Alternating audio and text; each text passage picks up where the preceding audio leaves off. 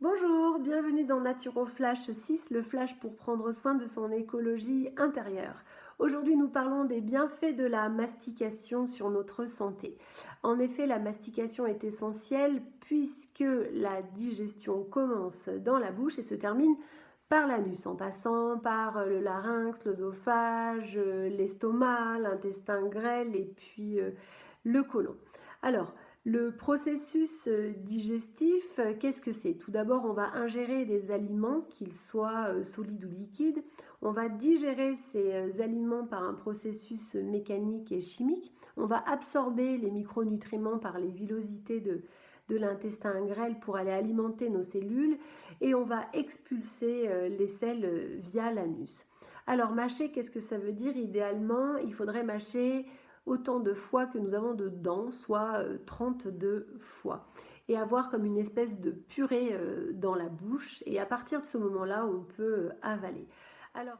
Alors, la mastication, par son action mécanique de broyage et son action chimique de dégradation des glucides par l'amylase salivaire, va permettre de protéger vos dents, les rendant beaucoup plus solides, va permettre de protéger le microbiote buccal par l'insalivation, va permettre de sentir la satiété, va vous permettre d'avoir moins faim, va vous permettre de perdre du poids. Ce sont les travaux de Horace Fletcher qui a perdu 30 kilos en mâchant 100 fois les aliments.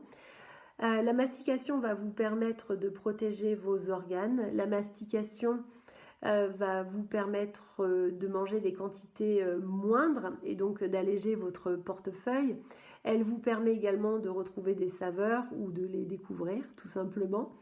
Elle protège vos intestins et de fait, elle augmente votre immunité.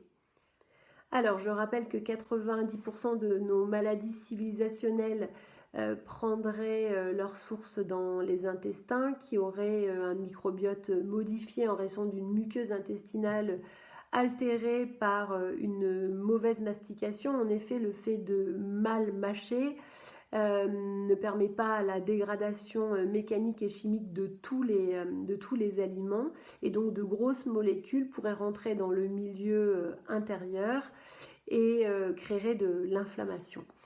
Alors, qu'est-ce que l'on peut faire pour mâcher nos 32 fois et surtout y penser? Alors déjà, c'est apprendre à se poser, de manger dans un endroit calme. Donc je vous invite à pratiquer la gratitude, je vous invite à pratiquer une petite respiration calmante, de la cohérence cardiaque et ainsi vous allez activer votre système nerveux parasympathique qui va permettre en fait le processus de digestion.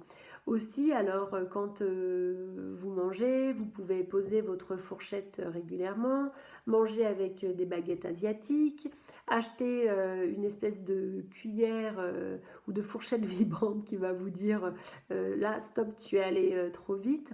Mettez des post-it là où vous voulez, sur votre frigo, sur votre plan de travail, pour vous rappeler en fait tout simplement de mâcher. Faites vibrer votre téléphone si cela ne vous stresse pas. Bref. Aussi, pour changer une habitude, il vous faut au moins 3 mois.